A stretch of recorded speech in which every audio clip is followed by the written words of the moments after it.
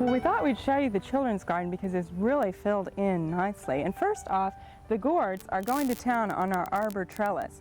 Now, one thing that we found out when we first built the trellis is that this was a great runway for the squirrels to get to the strawberry bed. They used this as a ladder, went and had dinner, and then went back up into the tree. So we thought that probably wasn't a great location for this arbor because our squirrels got some of our strawberries. But now over here, we have a great plant for kids. This is called obedient plant, and it's named this because if you can bend the inflorescences, they actually will stay the way that you've bent them. And this is a fun plant for kids to play with and make them go in the directions that they want to. Well, on the other side over here, we have a plant that's really doing quite well, and that's the elephant ears. Now, these are great plants for children's gardens because of the giant leaves. Kids can play underneath them and hide. You can use these as umbrellas, and it's just a great plant for the children's garden. Well, the nasturtiums are doing quite well, and there's one thing to remember if you want to grow nasturtiums in your yard. A lot of times, seed catalogs will mention that they need to be planted in full sun. Well, in Oklahoma, they actually need some shade, and it's best if you can get them in a place where they get morning sun and afternoon shade, and they'll do well for you. These are still doing quite well here at the end of July. So they like the spot that we've planted them in. Now over here, as you can tell, Steve's horse has filled in just wonderfully. And this is a big showpiece in the garden. The kids love this topiary. And actually now that it's filled in, you just have to shear it ever so often to keep it down close. And the best thing on this is to watch the water. We have to watch the water very closely, especially down here in the legs, where it doesn't tend to stay. It drains off very easily. So this is a part that we have to watch closely on the outer edges of our topiary. Now we've switched some plants out, and one of the plants we didn't have in here earlier was our banana, and now it's really doing quite well, and kids love to see the big leaves on this, and also it's nice to see what a bunch of bananas actually comes from. Now underneath, a petunia that's been doing very well in the heat is the Fantasy Series petunia. And these are a smaller petunia that bloom actually quite profusely, and they look very nice here around the base of our banana. Now another flower that's doing very well in the garden right now is the Oklahoma zinnia. You'll remember that we told you about the Oklahoma zinnia last fall, and these are doing very well.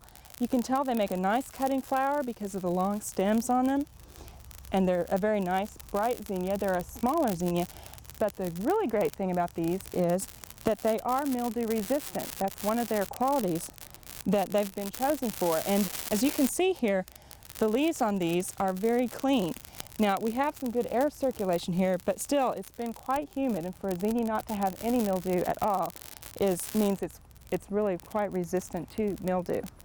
Now, over here we have another great flower, and that is the flower that we chose for X, and this is Xeranthemum. This has a beautiful, almost straw flower look to it. It almost looks like a little snowflake or a star, and they're white. We also have back here some pink, and in the back here we have some purple. And this is a very nice little flower. It's been blooming for us here all summer, and it's still doing quite well. Now over in our gazebo, we've planted some vines, and this is one of my favorite vines. This is a mandevilla. It has wonderful large pink blooms, and this is a plant that loves the hot summer. It also is a very heavy feeder, so if you give this a little bit extra nitrogen, it will grow for you. And this plant, even though it's not hardy here, will actually grow and probably reach the top of this gazebo by the end of the summer. So it's well worth the show that you get for the summer, even though you can't keep it over winter outside. Now, if you wanted to, you could cut this off and try and overwinter it in the house, or you can just enjoy it this summer and then get a new one next summer. Well, in addition to our children's garden looking so nice, our floral carpet garden is looking beautiful. So let's go take a look at that.